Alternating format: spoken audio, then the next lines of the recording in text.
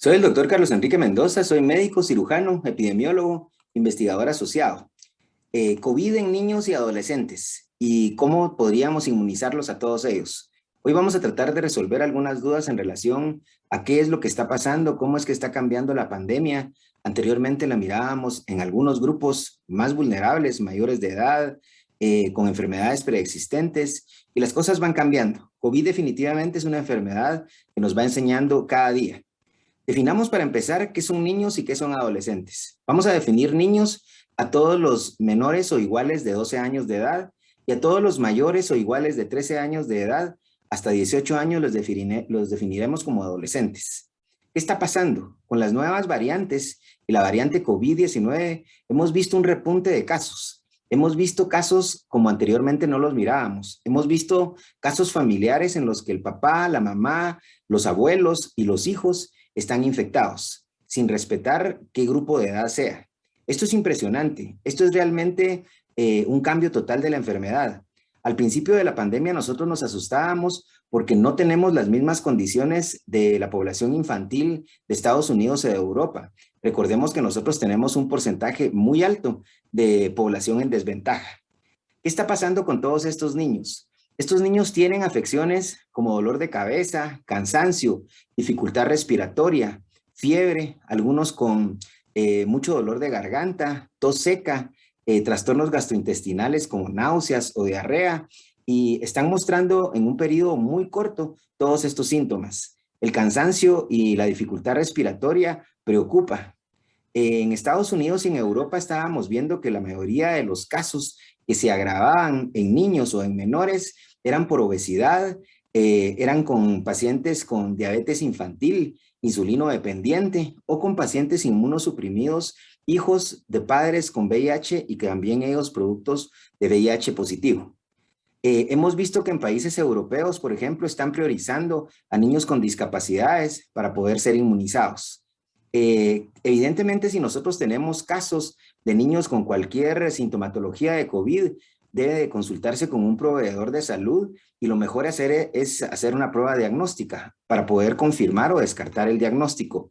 Nosotros no podemos comparar nuestra población infantil de Europa o de Estados Unidos con los problemas que ellos tienen, por ejemplo, de sobrepeso, a diferencia de los problemas que nosotros tenemos en realidad en nuestras comunidades. Nosotros lamentablemente tenemos un 66% de desnutrición, en la cual la dividimos en marasmo y huashorco, que son clases de desnutrición en nuestro país, y que básicamente lo que es que no hay una relación talla, peso de edad y que la podemos diferenciar en aguda y crónica.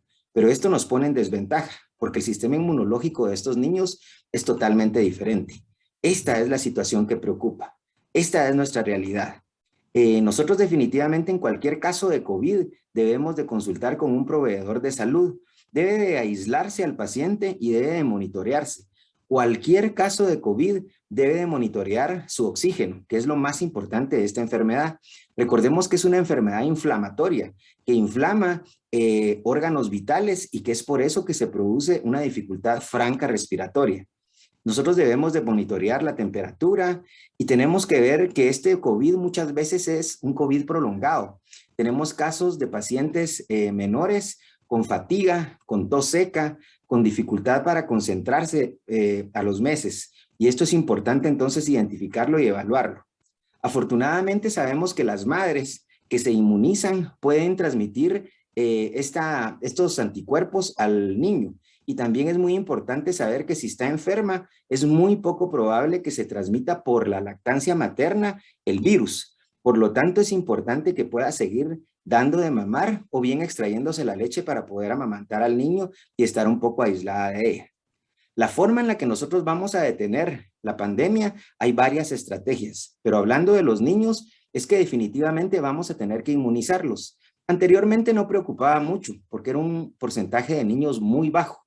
Afortunadamente, el porcentaje de niños que se agrava es muy bajo. Sin embargo, estos datos podrían cambiar constantemente. Y lo primero que tenemos que pensar es en esa inmunización. Sin embargo, hay que ser conservador.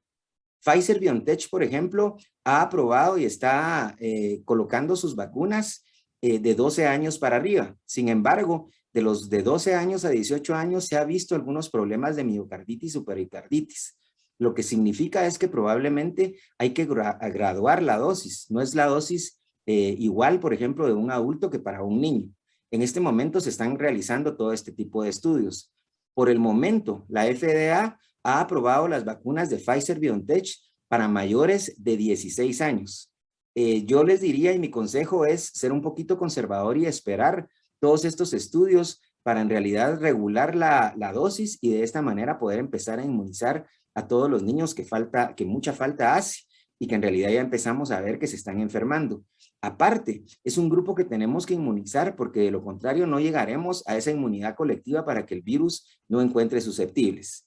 ¿Qué es lo que hay que hacer en las siguientes estrategias? Hay que mejorar las medidas de bioseguridad.